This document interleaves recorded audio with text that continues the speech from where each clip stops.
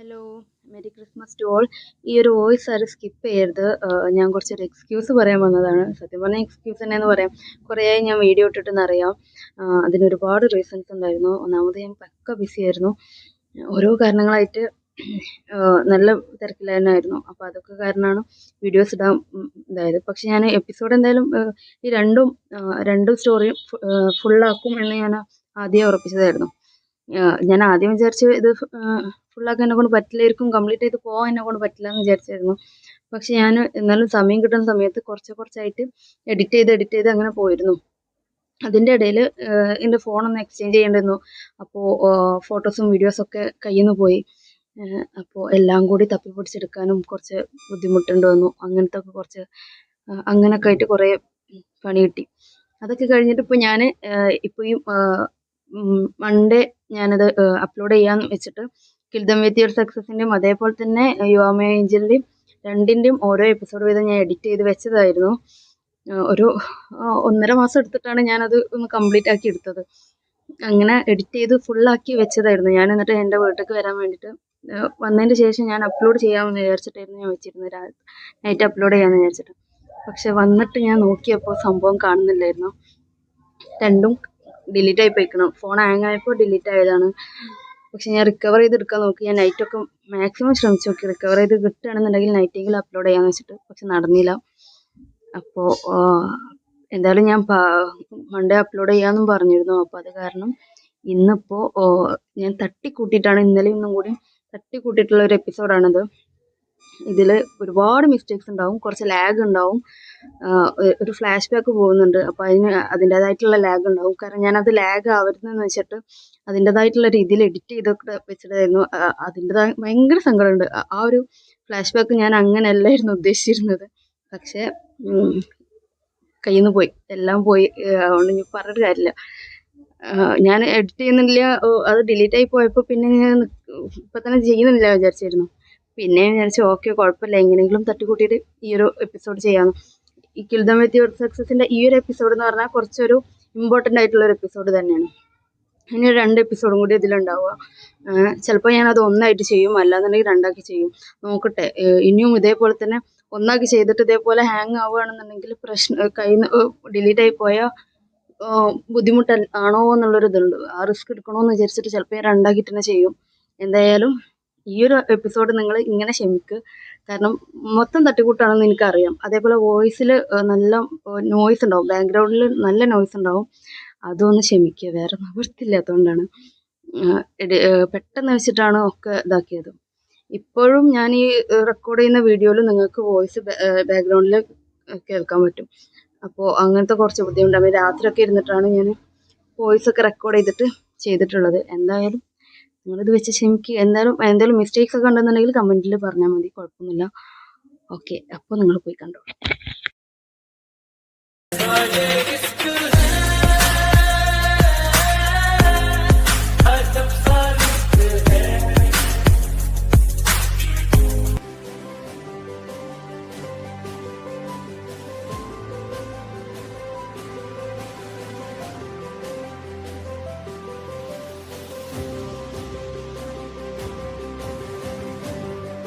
Sorry, ഞാൻ അറിയാതെ.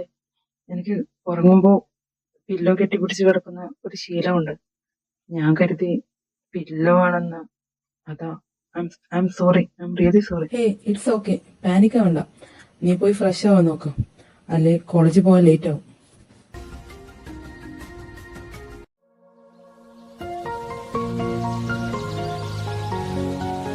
നീ എന്താ ഇവിടെ വന്നിരിക്കുന്നേ? എനിക്ക് ഒറ്റയ്ക്കിരുന്നെന്ന് വെച്ച് വലിയ പ്രശ്നമൊന്നുമില്ല. പക്ഷെ എനിക്ക് പ്രശ്നമുണ്ടെങ്കിലോ?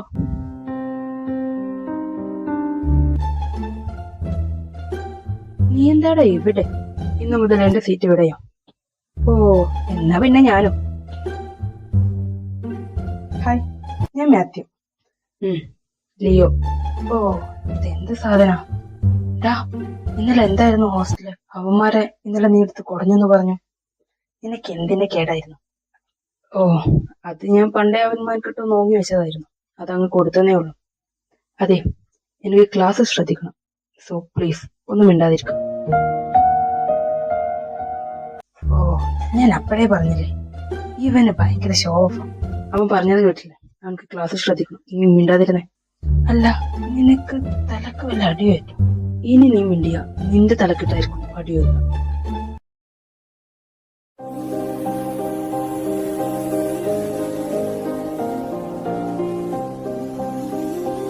ദർശൻ, ഇന്നലെ ഹോസ്റ്റലിൽ നടന്നതൊക്കെ ഞാൻ അറിഞ്ഞു. ആ, അത് പിന്നെ എനിക്കറിയാലോ. അതൊക്കെ ഇന്ന് രാവിലെ തന്നെ ഇവിടെ വന്ന് റിപ്പോർട്ട് ചെയ്തിട്ടുണ്ടാവുമെന്ന്. താങ്ക്സ് ഡാ. പിന്നെ ഞാനിതൊന്നും അവനോടുള്ള സ്നേഹത്തിന്റെ പുറത്ത് ചെയ്തതൊന്നുമില്ല. അവനക്ക് നൊന്തു കഴിഞ്ഞു ഏറ്റവും കൂടുതൽ വേദനിക്കുന്നത് നീയല്ലേ.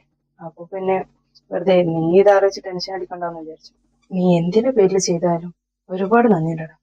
Thank you. അല്ല ദർശൻ, അപ്പോ നീ ഇതിനു വേണ്ടിയിട്ടാണോ പെട്ടെന്ന് ഹോസ്റ്റലിലോട്ട് മാറണം എന്ന് പറഞ്ഞ് വാശി പിടിച്ചത്? ഫസ്റ്റ് ഡേ ഹോസ്റ്റലിൽ നടന്ന സംഭവം ഞാൻ അറിഞ്ഞിരുന്നു. അവൻ നിന്നോട് ഇത് പറഞ്ഞിട്ടുണ്ടാവില്ലെന്ന് എനിക്കപ്പൊ തന്നെ തോന്നി. അതാ പിന്നെ ഞാനും പറയാതിരുന്നെ. നീ ഇനി അവന്റെ കാര്യം ആലോചിച്ച് ടെൻഷൻ അടിക്കണം. അവന്റെ കാര്യം ഞാൻ നോക്കിക്കൊണ്ട്.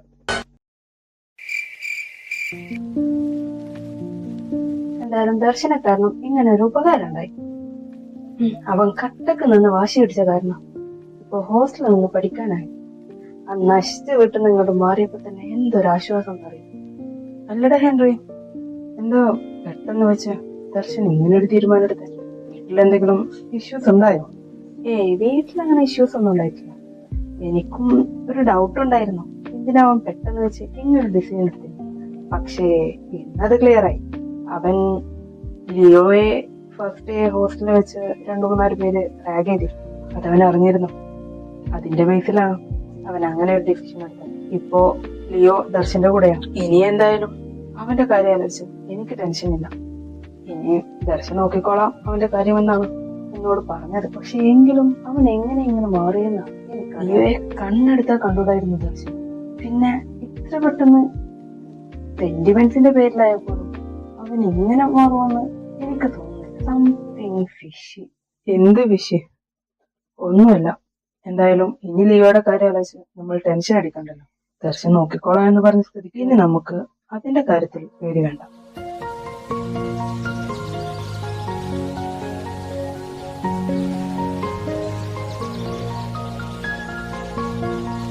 ലിയോ, ഞാൻ തന്നെ വീട്ടിൽ നിൽക്കുമായിരുന്നു. ഹെൻറിയും ഗാങ്ങും ഗ്രൗണ്ടിലുണ്ട്. നമ്മളോട് അങ്ങോട്ട് ചെല്ലാൻ പറഞ്ഞു. വാ. ലിയോ, പപ്പ വിളിച്ചിരുന്നു. നിന്റെ ആ സ്ഥലത്തിന്റെ കാര്യത്തിൽ എന്താ നിന്റെ തീരുമാനം?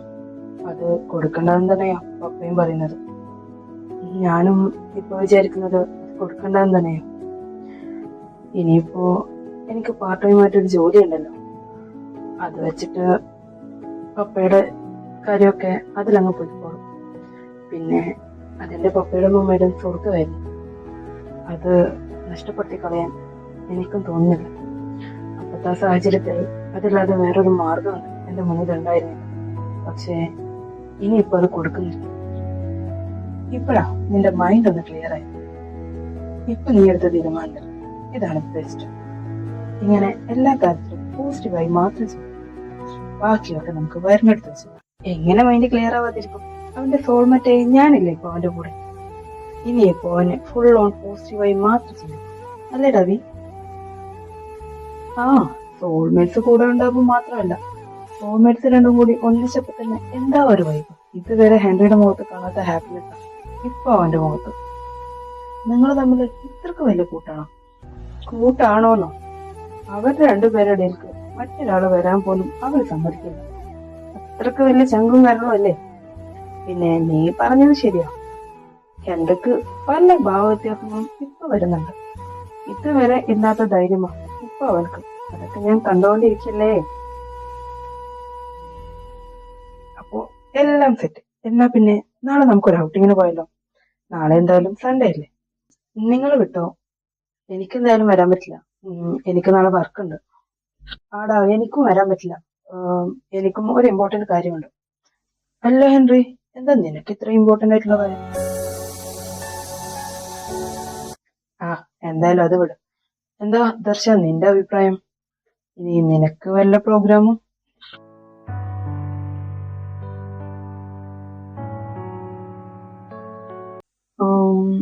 ഞാനും ഉണ്ടാവില്ല. എനിക്കും നാളെ ഒരു പ്രോഗ്രാം ഉണ്ട്. വരാൻ കുറച്ച് ലൈറ്റ് ആവും. അപ്പോ നിങ്ങൾ വിട്ടോ, അതാ നല്ലത്. ആഹാ, ഇതിപ്പോ ആരുമില്ലല്ലോ. എന്നാ പിന്നെ നെക്സ്റ്റ് സാറ്റർഡേ വെച്ചാലോ? അതാവുമ്പോ സെക്കൻഡ് സാറ്റർഡേ അല്ലേ, അപ്പോ ലിയോക്കും ഓഫ് ആയിരിക്കുമല്ലോ. ആ, അതേതായാലും നല്ല തീരുമാനം.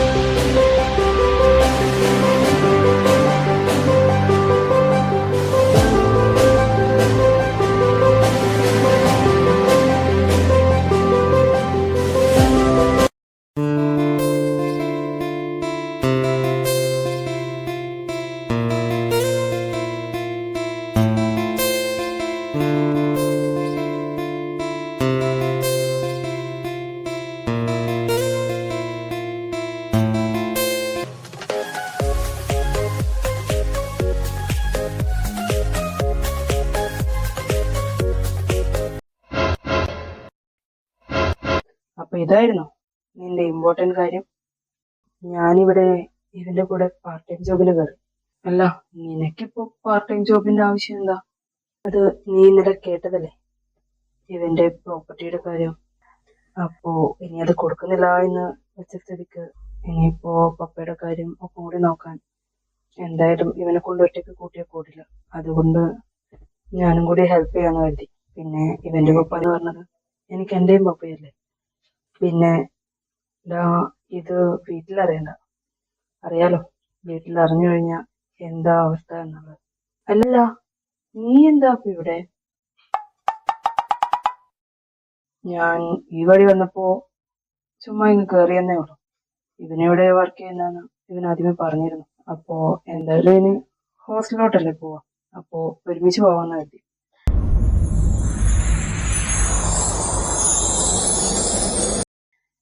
എന്നാ നിങ്ങളുടെ വർക്ക് നടക്കട്ടെ, ഞാനിവിടെ ഇരുന്നോളാം.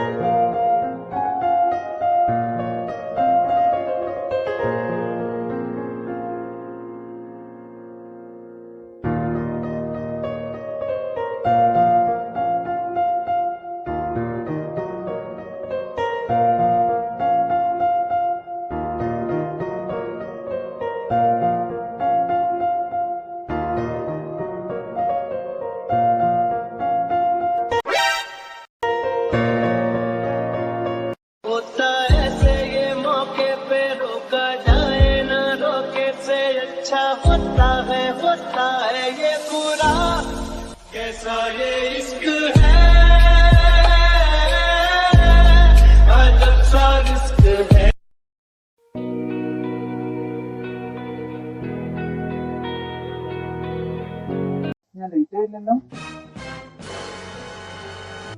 ഒരിക്കലും ഇല്ല, കറക്റ്റ് ടൈമിങ്.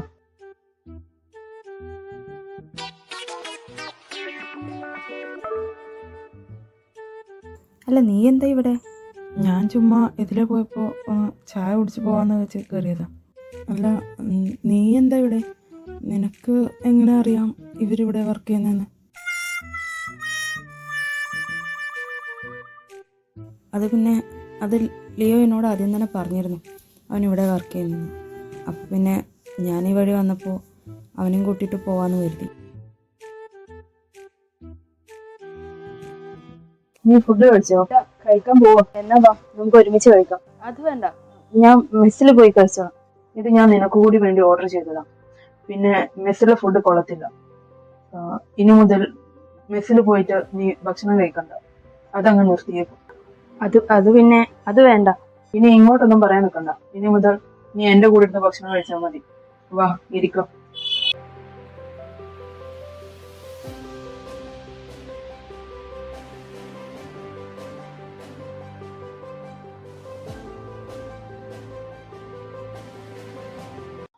ദാ നീ അർജന്റ് മാറ്റർ ആണെന്നും പറഞ്ഞ് എന്നെ ഇവിടെ പിടിച്ചിരുത്തിയിട്ട് നീ എന്ത് തേങ്ങ ആലോചിച്ചിരിക്കുന്നത്? ആ പറയാ. അല്ല ഹെൻറി, ഈ ദർശനെ കുറിച്ച് നിനക്ക് എന്താ തോന്നുന്നേ? അല്ല, അവൾക്ക് വേറെ കുഴപ്പമൊന്നുമില്ലല്ലോ. അല്ല, വല്ല മാനസിക പ്രശ്നം അങ്ങനെ എന്തെങ്കിലും? അവനക്ക് മാനസിക പ്രശ്നം? നീ എന്താടാ ഈ പറയുന്നേ? അതല്ലടാ, നീ അവന്റെ ഇപ്പോഴത്തെ പെരുമാറ്റം ശ്രദ്ധിച്ചിട്ടുണ്ടോ? എന്നെ കണ്ണെടുത്ത കണ്ടുടായിരുന്നു അവൾക്ക്. എന്നാ ഇപ്പൊ അവനെന്നെ അവന്റെ റൂമിൽ കയറ്റി താമസിക്കും. എന്നെ കോഫി ഷോപ്പിൽ വിളിക്കാൻ വരുന്നു, എനിക്ക് ഫുഡ് മേടിച്ചു തരുന്നു. ഇതിലൊക്കെ എന്തോ ഒരു പന്തികേടില്ലേ? ആ ഡൗട്ട് എനിക്കും തോന്നിയതാ. ഞാൻ അന്ന് അവനോട് അത് ചോദിച്ചപ്പോ അവൻ പറഞ്ഞു, എനിക്ക് പ്രശ്നം വരണ്ട, ഞാൻ സങ്കടപ്പെടണ്ട എന്ന് വെച്ചിട്ടാണ്. പക്ഷെ അത്രമാത്രം അവൻക്ക് എന്നോട് സ്നേഹമുണ്ടോന്ന് എനിക്ക് തോന്നുന്നില്ല. ഇതിലെന്തോ. പിന്നെ ഇന്നലെ അവന്റെ പെരുമാറ്റം കൂടി കണ്ടപ്പോ തന്നെ എനിക്ക് ഡൗട്ട് തോന്നിയതാ. ഇപ്പൊ എന്താവും പെട്ടെന്ന് മാറിയെന്ന് എനിക്കൊരു പിടുത്തമില്ല. പണ്ടത്തെ പോലെയല്ല. ഇന്നലെ കോഫി ഷോപ്പിലിരുന്ന് പെണ്ണ് നോക്കി വെറുതെ ഇരുന്ന് ചിരിക്കുവായിരുന്നേ. അതാ ഞാനും പറയുന്നത്. എന്തോ ഒരു സ്പെല്ലിംഗ് മിസ്റ്റേക്ക് ഉണ്ട് അവന്റെ ക്യാരക്ടറിൽ. അവന്റെ നോട്ടം ഒന്നും ശരിയല്ല. അവനിനി സ്വീറ്റ് റിവെഞ്ച് എന്നും പറഞ്ഞിട്ട് അങ്ങനെ വല്ല പണിയാണോ ഹെൻറി? എനിക്കിപ്പോ അവന്റെ പെരുമാറ്റത്തിൽ നല്ല പേടിയുണ്ട്. അവൻ എന്നെ അന്ന് അവന്റെ റൂമിൽ കയറ്റി താമസിപ്പിച്ചപ്പോ ഞാൻ കരുതി അവൻക്ക് എന്നോടുള്ള സിമ്പതിയാണല്ലോ, അതുകൊണ്ടാ ഞാൻ അവിടെ നിൽക്കുന്നില്ല എന്ന് പറഞ്ഞു.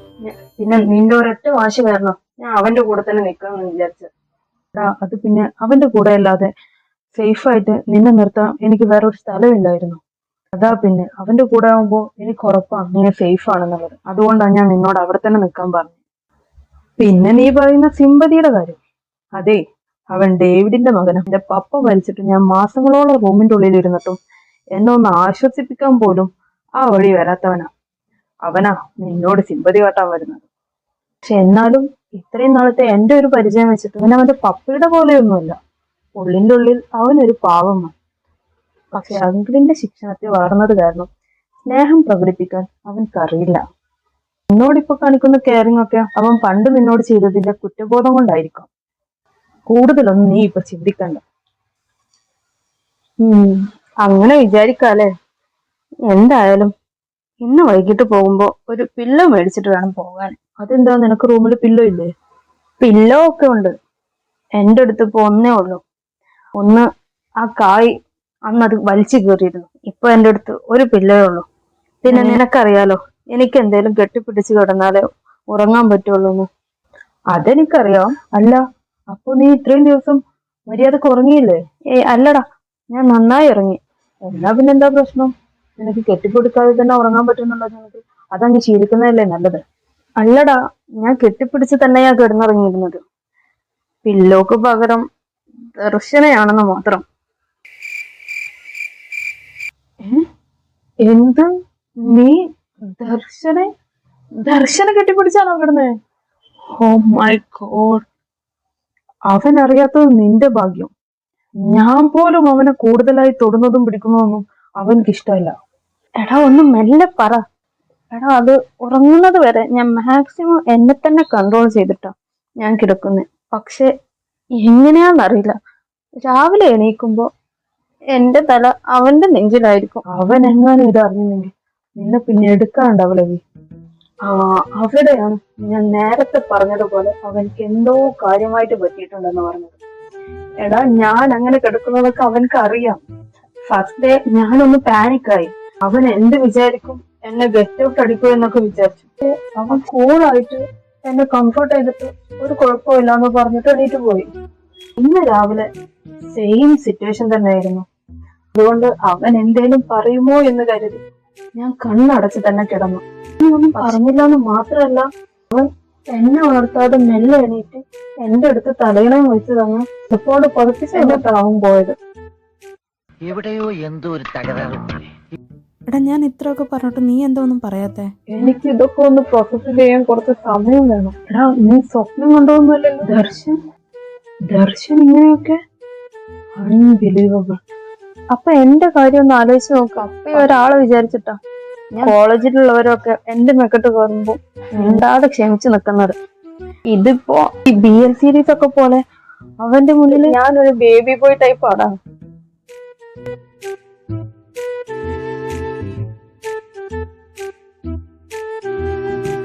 അതെന്തായാലും എനിക്ക് ഇഷ്ടപ്പെട്ടു. പണ്ട് ഇതിന്റെ പേരിൽ നീ എന്നെ കുറച്ചൊന്നും അല്ലല്ലോ തിന്നിട്ടുള്ളത്. നിനക്ക് അങ്ങനെ തന്നെ വേണ്ട.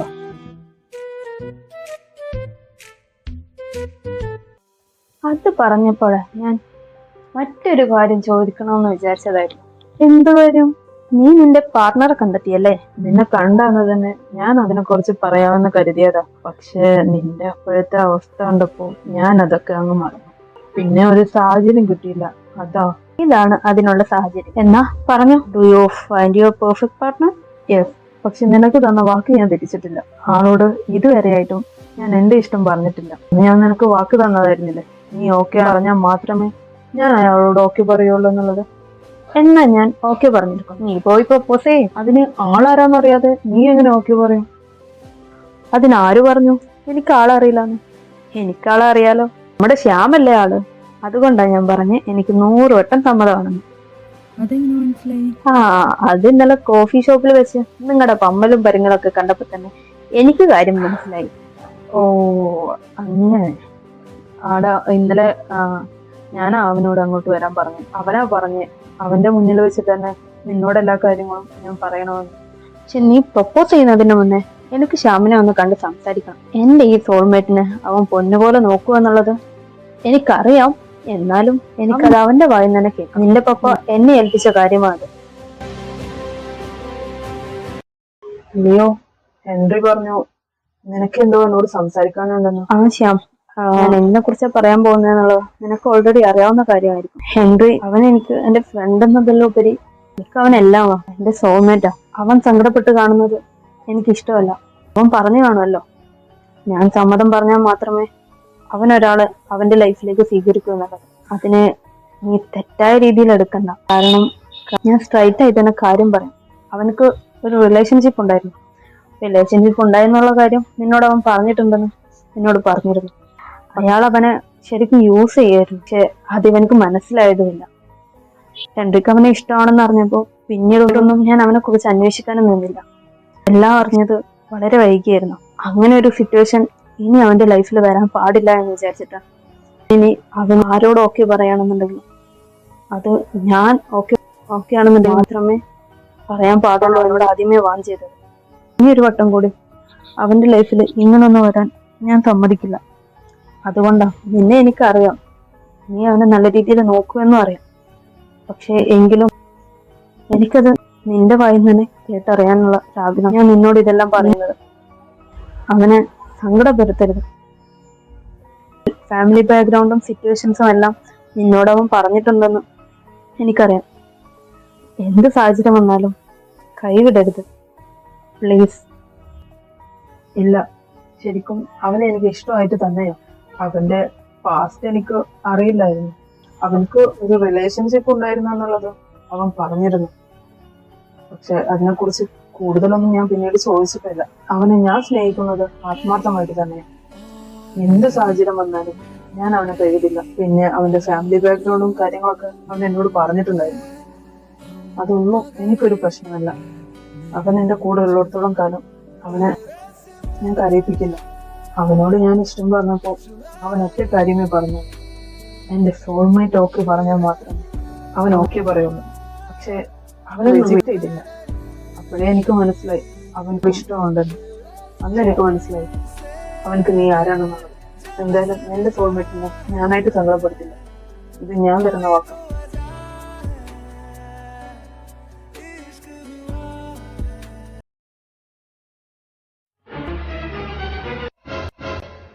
ദർശൻ, നീ എപ്പോഴാ വന്നേ? ശ്യാം അവൻക്ക് എന്റെ ഇഷ്ടമാണെന്ന് പറഞ്ഞപ്പോഴേ ഞാൻ ഇവിടെ ഉണ്ട്. ഞങ്ങള് പറഞ്ഞതെല്ലാം കേട്ടല്ലേ?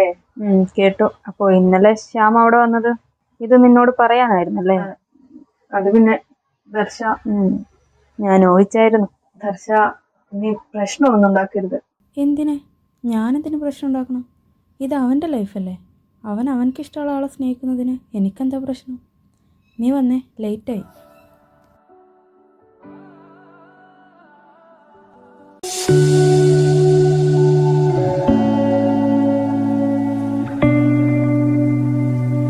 ഞാൻ നിങ്ങളോട് എല്ലാവർക്കും ആദ്യമായിട്ട് ഒരു കാര്യം പറയുന്നത്, ഇത് നമ്മൾ 7 പേരും മാത്രം അറിഞ്ഞാൽ പുറമെ ഒരാളും അറിയുന്നത്. ഈ നിൽക്കുന്ന ഹെൻറി ഇനി മുതൽ ഒഫീഷ്യലി എനിക്ക് മാത്രം സ്വന്തം. അതായത് we are in a relationship.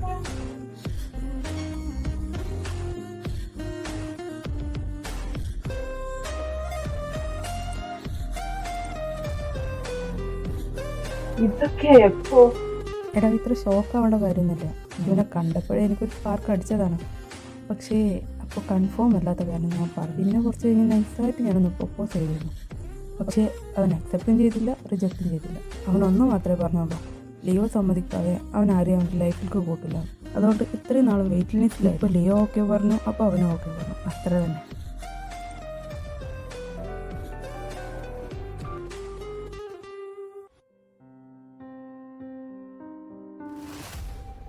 അല്ല ദർശൻ, നിന്റെ കൂടെ ഉള്ളതിൻ്റെ അഹങ്കാരമാണോ നീ ഇപ്പോൾ ഞങ്ങളെയൊന്നും വലിയ മൈൻഡില്ലാത്തത്? അല്ല, ഈ ദർശൻ അങ്ങനെ പെട്ടെന്നൊരാളെയും കൂടെ കൂട്ടാത്തതാണല്ലോ. എന്താ മോനെ, നീ വല്ലതും കാര്യമായിട്ട് അവനക്ക് കൊടുക്കുന്നുണ്ടോയെന്ന് തോന്നുന്നു. ഞങ്ങൾക്കൂടി തരാണെന്നുണ്ടെങ്കിൽ ഞങ്ങളും നിന്നോട് നല്ല രീതിയിൽ സഹകരിക്കാം.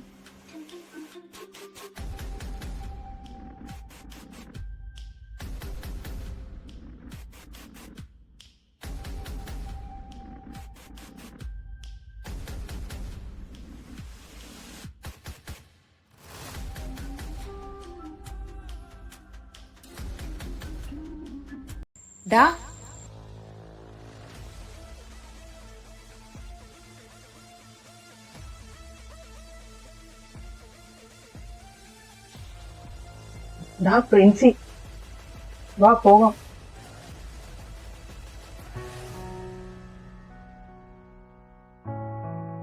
എത്ര വട്ടം പറഞ്ഞില്ലേ, നീ ഒന്ന് പ്രതികരിച്ചെന്ന് വെച്ചിട്ട് നിന്നെ ഈ കോളേജിൽ നിന്ന് പിരിച്ചുവിടാനൊന്നും പോകുന്നില്ല. ഞാൻ എന്ത് പറയണമെന്നാ നീ പറയുന്നത്? നീ അന്ന് കണ്ട വി അല്ല ഞാനിന്ന്. അന്നത്തെ സിറ്റുവേഷനും അല്ല എന്റേത്.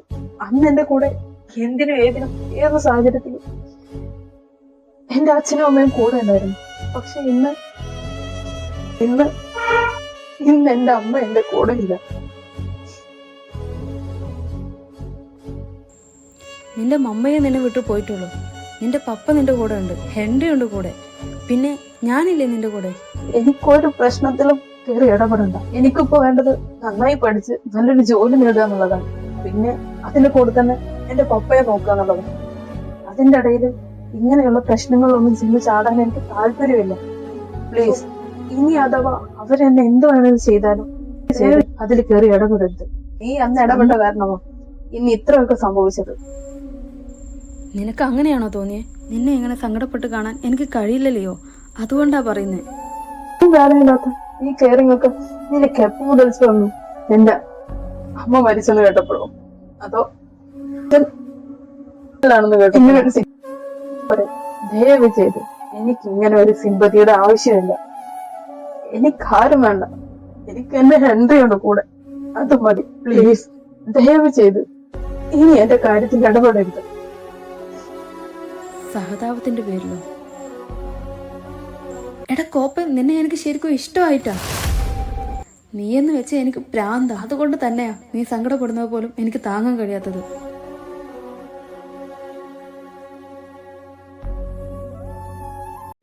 അതെ, എനിക്ക് നിന്നെ ഇഷ്ടമാണ്. അത് നീ ഈ പറയുന്ന പോലെ നിന്റെ ഇപ്പോഴത്തെ അവസ്ഥ കണ്ടിട്ടുള്ള സഹതാപത്തിന്റെ പേരിൽ പൊട്ടിമുളച്ചതൊന്നുമല്ല. നീ എൻ്റെ മനസ്സിൽ കയറി കൂടിയിട്ട് വർഷങ്ങളായി. നിന്നെ കണ്ട അന്നു മുതലേ ഞാൻ ആഗ്രഹിച്ചതായിരുന്നു നീ എന്നും എൻ്റെ കൂടെ ഉണ്ടായിരിക്കണമെന്ന്. പക്ഷേ അന്നത് എന്തിനാണെന്നോ ആ ഫീലിങ്സിനെ എന്ത് പേരിട്ട് വിളിക്കണമെന്നോ എനിക്കറിയില്ലായിരുന്നു. ഞാൻ നിന്നെ ആദ്യമായി കാണുന്നത് അന്ന് നീ ഹെൻറിയുടെ കൂടെ ഹെൻറിയുടെ വീട്ടിൽ വന്നപ്പോഴാണ്. പക്ഷേ നിന്നെക്കുറിച്ച് ഞാൻ അറിയുന്നത് അപ്പോഴല്ല. ഒരിക്കൽ ഞങ്ങളുടെ വീട്ടിൽ ഡിന്നറിന് വന്നപ്പോഴാണ് ഹെൻറി ആദ്യമായി നിന്നെക്കുറിച്ച് പറയുന്നത്. അവൻ്റെ പ്രൊട്ടക്ടർ, സോൾമേറ്റ്, അങ്ങനെ ഒരുപാട് നിന്നെക്കുറിച്ച് വാത വരാതെ പറയുന്ന അവനെ ഞാൻ കേട്ടിരുന്നിട്ടുണ്ട്. അവൻ പറയുന്നതെല്ലാം പുറമേ ഉള്ളവരുമായി ഒരു ബന്ധവുമില്ലാത്ത എന്നെ സംബന്ധിച്ചിടത്തോളം കേട്ടിരിക്കാൻ സുഖമുള്ള ഒരു വെറും സ്റ്റോറി മാത്രമായിരുന്നു. നീ ആ സ്റ്റോറിയിലെ ഹീറോയും. ഒരിക്കൽ അവൻ എനിക്ക് കാണിച്ചു തന്നു. അവൻ ഏറ്റവും കൂടുതൽ പറയാറുള്ള, എനിക്ക് ഏറ്റവും കൂടുതൽ കേൾക്കാൻ ഇഷ്ടമുള്ള സ്റ്റോറിയിലെ എൻ്റെ ഹീറോനെ. പാരൻസിൻ്റെ കൂടെ നിഷ്കളങ്കമായി ചിരിച്ചുകൊണ്ടിരിക്കുന്ന ഒരു 11 വയസ്സുകാരൻ. അന്ന് എനിക്ക് മനസ്സിലായി ഹെൻറിക്ക് എന്തുകൊണ്ടാണ് വെക്കേഷന് പോലും ഞങ്ങളുടെ വീട്ടിൽ വരാതെ ഒരു സാധാരണക്കാരിയായ ടീച്ചറിൻ്റെയും ഒരു കർഷകൻ്റെയും അവരുടെ മകൻ്റെയും കൂടെ നിൽക്കുന്നത് ഇത്ര ഇഷ്ടപ്പെടുന്നതെന്ന്. അതിനുള്ള ഉത്തരം ആ ഫോട്ടോയിൽ നിന്നും എനിക്ക് കിട്ടി. ഹെൻറിക്ക് അവൻ്റെ പപ്പ കഴിഞ്ഞാൽ പിന്നെ അവൻ്റെ സെക്കൻഡ് ഓപ്ഷൻ എന്ന് പറയുന്നത് നീയായിരുന്നു. അവൻ്റെ മമ്മക്ക് പോലും ആ ഒരു സ്ഥാനം അവൻ കൊടുത്തിട്ടില്ല. അത് എന്തുകൊണ്ടാണെന്നുള്ള ചോദ്യത്തിൻ്റെ ഉത്തരം അവൻ നിന്നെക്കുറിച്ച് പറയുമ്പോൾ തന്നെ എനിക്കറിയാമായിരുന്നു. അന്ന് പപ്പയുടെ ശത്രുക്കളുടെ വധഭീഷണിയെ പേടിച്ച് എന്നെ ദേഗുവിലേക്ക് മാറ്റുകയാണെന്ന് പറഞ്ഞപ്പോൾ എൻ്റെ മനസ്സിൽ ആദ്യം ഓടിയെത്തിയത് നിന്റെ മുഖമായിരുന്നു. ഒരു ഫോട്ടോയിലൂടെ മാത്രം കണ്ട് എൻ്റെ ഫേവറേറ്റ് സ്റ്റോറിയിലെ ഹീറോയെ നേരിട്ട് കാണാൻ പറ്റുമല്ലോ എന്ന് മാത്രമായിരുന്നു എൻ്റെ ചിന്ത. അന്ന് ഹെൻറിയുടെ കൂടെ നിന്നെ അവിടെ കണ്ടപ്പോൾ എനിക്കുണ്ടായ സന്തോഷം അതെനിക്ക് പറഞ്ഞറിയിക്കാൻ പറ്റാത്തതായിരുന്നു. വർഷങ്ങൾക്ക് ശേഷം അന്നാണ് സന്തോഷിക്കാൻ പോലും പേടിയായിരുന്നു ഞാൻ എല്ലാം മറന്ന് ഹാപ്പിയായ ദിവസം. നിന്നെ കണ്ടപ്പോൾ എൻ്റെ മുഖത്തുണ്ടായ ആ പുഞ്ചിരിയുടെ അർത്ഥമോ എനിക്കുണ്ടായ ഫീലിങ്സോ എല്ലാം എനിക്ക് തന്നെ ഒരു കൗതുകമായിരുന്നു. അന്ന് നീ ഹെൻറിയെ ചേർത്ത് പിടിച്ച് നീ അവൻ്റെ സോൾമേറ്റ് ആണെന്നും പറഞ്ഞ് നിന്നെ പരിചയപ്പെടുത്തുമ്പോൾ ഞാനും മനസ്സുകൊണ്ട് ആഗ്രഹിച്ചു പോയിരുന്നു നീയും എന്നെ അങ്ങനെ ഒന്ന് ചേർത്ത് പിടിച്ചിരുന്നെങ്കിലെന്ന്. ജീവിതത്തിൽ എല്ലാം ഉണ്ടായിട്ടും ഒരു ഇരുട്ടറയിൽ എന്ന പോലെ കഴിയേണ്ടി വന്ന എന്നെപ്പോലെ ഒരു പയ്യന് നിന്നെപ്പോലെ ഒരാളെ കൂട്ട് വേണമെന്ന് ആഗ്രഹിച്ചു പോയി. അങ്ങനെ ആഗ്രഹിക്കാൻ പോലും എനിക്ക് അവകാശമില്ലായിരുന്നിട്ട് പോലും. പിന്നീട് അങ്ങോട്ട് എൻ്റെ ഉറക്കം കളഞ്ഞത് നിൻ്റെ മുഖമായിരുന്നു. നിന്നെ എങ്ങനെയെങ്കിലും ഒന്ന് കാണണം, നിന്നോട് എങ്ങനെയെങ്കിലും ഒന്ന് സംസാരിക്കാൻ പറ്റണം, നിന്നോടൊന്ന് അടുത്ത് ഇടപഴകാൻ പറ്റണം, ഇങ്ങനെയൊക്കെയുള്ള ചിന്തകളായിരുന്നു എനിക്ക്. അപ്പോഴാണ് ദേഗുവിലേക്ക് വരുന്ന വഴി ഞങ്ങളുടെ കാറുമായി ഒരു ചെറിയൊരു ആക്സിഡൻറ്റ് ഉണ്ടായിരുന്നു. തെറ്റ് ഞങ്ങളുടെ ഡ്രൈവറുടെ ഭാഗത്തായിരുന്നു. അന്ന് ഞങ്ങളുടെ കാറിൻ്റെ ഫ്രണ്ടിൽ നിന്നും ബഹളമുണ്ടാക്കിയ 2 പേരെ ആക്സിഡൻറ്റിൽ കൊല്ലപ്പെട്ടു എന്നും പറഞ്ഞ് ഹെൻറിയുടെ പപ്പയിൽ നിന്നും ഞാൻ അറിയുന്നത്. എനിക്കറിയാമായിരുന്നു അതിനു പിന്നിൽ എൻ്റെ പപ്പ തന്നെ ആയിരിക്കുമെന്ന്. അപ്പോഴാണ് എനിക്ക് ഞാൻ ആരാണെന്നുള്ള ഓർമ്മ വന്നത്. നിന്നെ കണ്ട ആ നിമിഷം മുതൽ ഞാൻ ആരാണെന്നോ എന്താണെന്നോ ഞാൻ മറന്നുപോയിരുന്നു. നിന്നെ കാണാനും നിന്നോട് സംസാരിക്കാനും നിന്നോട് എൻ്റെ ഉള്ളിലുള്ള സങ്കടങ്ങൾ പറയാനും നീ എൻ്റെ കൂടെ ജീവിതകാലം മുഴുവൻ വേണമെന്നും ഒക്കെ കൊതിച്ചിരുന്ന ഞാൻ തന്നെ തീരുമാനിച്ചു നിന്നെ ഒരിക്കലും കൂടെ കൂട്ടാൻ പാടില്ല എന്ന്. മാക്സിമം നിന്നെ എന്നിൽ നിന്നും മാറ്റി നിർത്തണമെന്ന്. കാരണം ഞാൻ എൻ്റെ സ്വാർത്ഥതയ്ക്ക് വേണ്ടി നിന്നെ കൂടെ കൂട്ടിയാൽ എനിക്ക് മാത്രമല്ല നിന്റെ പ്രിയപ്പെട്ടവർക്കും നിന്നെ എന്നേക്കുമായി നഷ്ടപ്പെടുമെന്ന് അപ്പോഴാണ് എനിക്ക് ഓർമ്മ വന്നത്.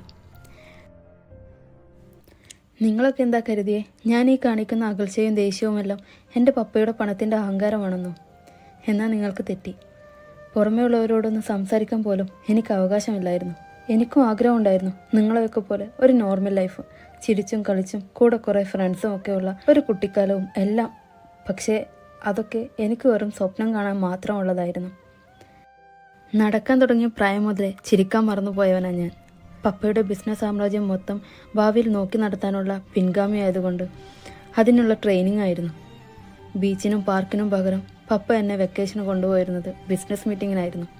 കാരണം ഞാൻ പപ്പയെ കണ്ടു പഠിക്കാൻ.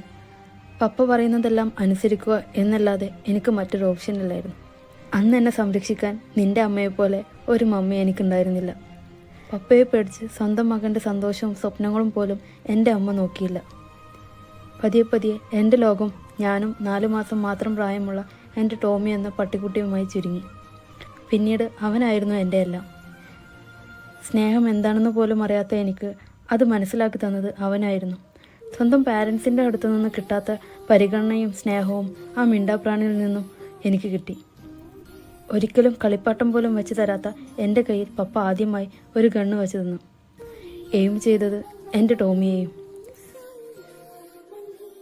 അന്ന് എൻ്റെ കൈ കൊണ്ട് തന്നെ എൻ്റെ ടോമിയെ പപ്പ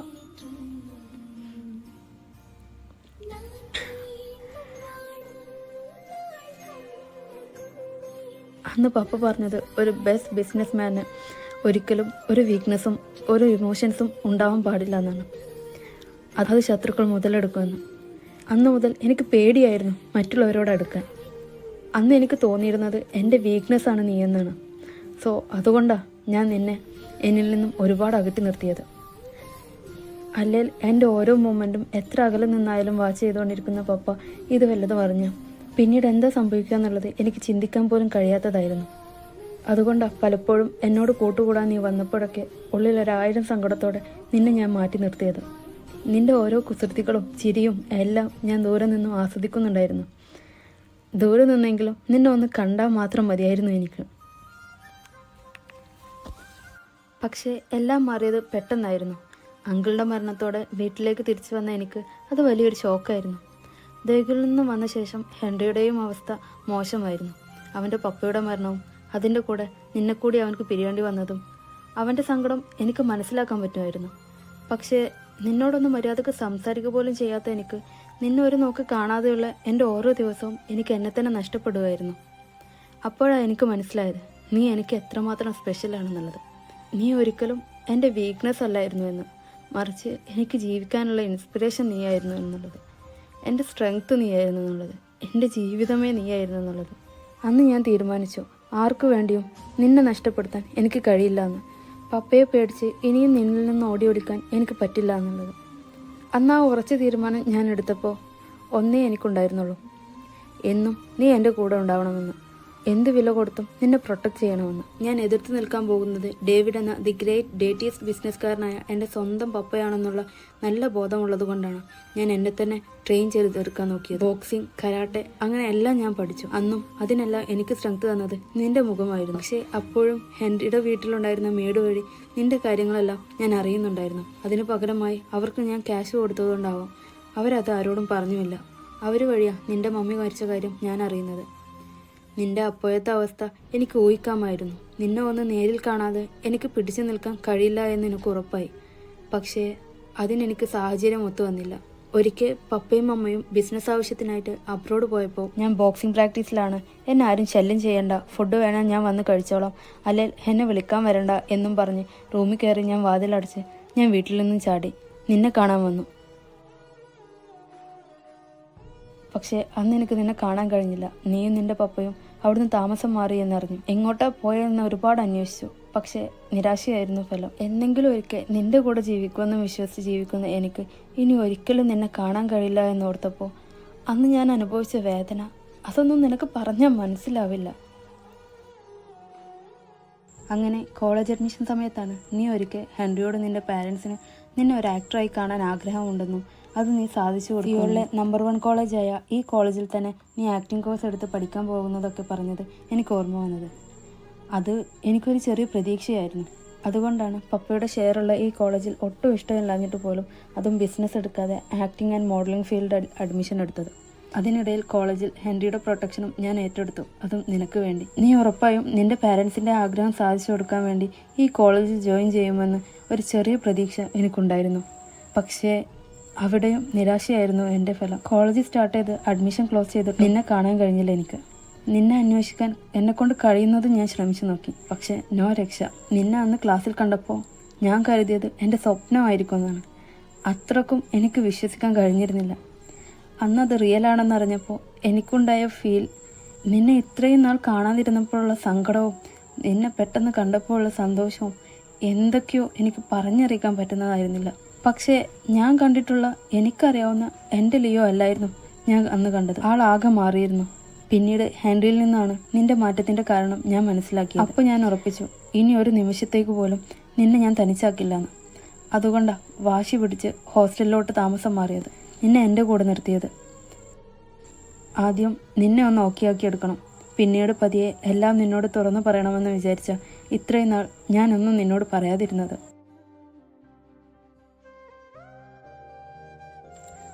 ഇനി നീ പറ, ഞാൻ നിന്നോട് കാണിക്കുന്നതെല്ലാം സഹതാപത്തിൻ്റെ പേരിലാണോ? എനിക്ക് പറ്റില്ലല്ലേ, നീ ഇല്ലാതെ എന്നെക്കൊണ്ട് കഴിയില്ല. എനിക്ക് വേണം നിന്നെ. ഞാൻ ഇന്ന് ജീവിക്കുന്നത് പോലും നിനക്ക്. ഇത്രയും കാലം നിനക്ക് സ്ട്രെങ്തായി നിന്റെ പാരൻസ് ഉണ്ടായിരുന്നു. അവരുടെ കൂട്ടത്തിൽ എന്നെക്കൂടെ നിനക്ക് കൂട്ടിക്കൂടെ? നിനക്ക് ധൈര്യം പകരാൻ എന്നും ഒരു നിഴലായി നിന്റെ കൂടെ ഞാൻ നിന്നോട്ടടാ. ഒരുപാടൊന്നും വേണ്ട, നീ നിന്റെ പാരൻസിനും ഹെൻറിക്കും കൊടുക്കുന്ന സ്നേഹത്തിൻ്റെ ഒരിത്തിരിയെങ്കിലും എനിക്ക് കൂടെ തന്നോട്ടടാ നിനക്ക്. എനിക്കറിയാം നിനക്ക് സമയം വേണ്ടി വരും. കുഴപ്പമില്ല, ഞാൻ എത്ര നാൾ വേണേലും കാത്തിരുന്നോളാം.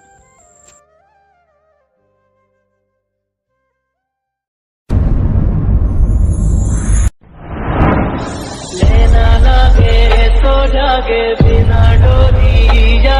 I love you.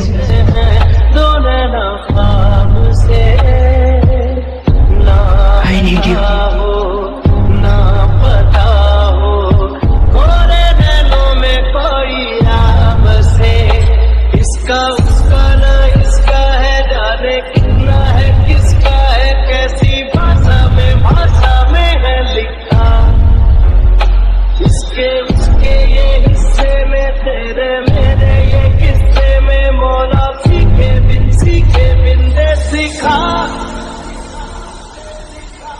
ऐसा ये इश्क